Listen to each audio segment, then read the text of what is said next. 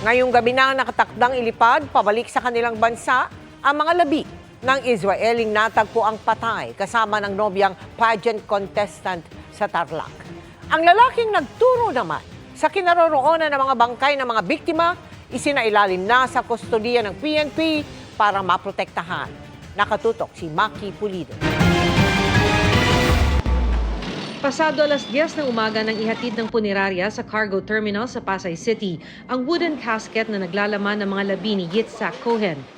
Ang Israeling natagpo ang patay kasama ng kanyang nobyang si Geneva Lopez sa Kapas Tarlac. Kinargayan sa eroplano para ilipad ngayong gabi sa Tel Aviv. Ngayong gabi rin daw ang lipad pa Israel ng kapatid ni Cohen. Wala siyang advice na gagalawin. Basta naka-wrap up siya sa cadaver bag, tapos placed inside the wooden casket, and then inside the crate and ceiling, nakasealed siya kung ano yung requirement ng airline. Nasa kustodiya pa rin ng pulisya ang tatlong suspect sa pagpaslang sa magkasintahan. Ang dating pulis na si Michael Angelo Giyang na lumalabas sa investigasyon na mastermind.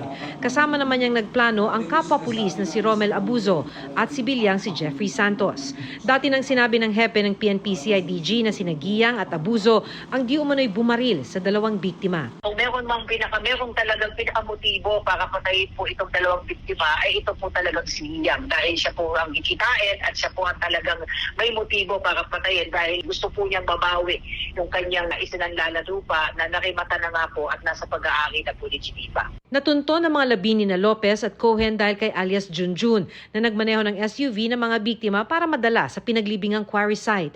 Siya rin ang nagsunog ng SUV. Sa kahilingan ni Junjun, nilagay siya sa kustodiya ng mga pulis para mabigyan ng proteksyon. Pagsakay na po niya doon sa SUV ay nagulat siya na may dalawang bangkay na po.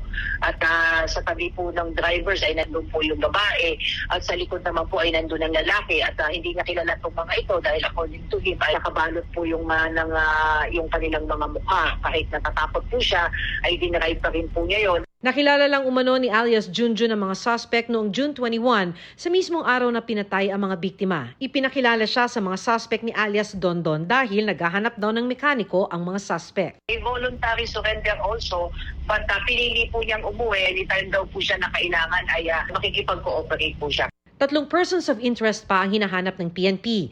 2 rito kasama umano sa pagplano ng krimen. Ang isa naman ang naghukay sa pinaglibingan sa mga labi ni Lopez at Cohen batay sa salaysay ni alias Junjun. Sinasabi po niya na pagdating po nila doon ay may nag-aantay na po doon, hindi niya po kilala yon at kung sino po yung POI na yan, kung makikita po niya ito ay makikilala po niya. Samantala, nakatakda naman sa Biyernes ang libing ni Geneva. Ayon sa legal counsel ng pamilya Lopez na si Attorney John Lacanlale, pagkatapos daw nito ay aasikasuhin na ng mga naiwang kaanak ang investigasyon at pagsampa ng kaso. Para sa GMA Integrated News, Maki Pulido, Nakatuto, 24 Oras.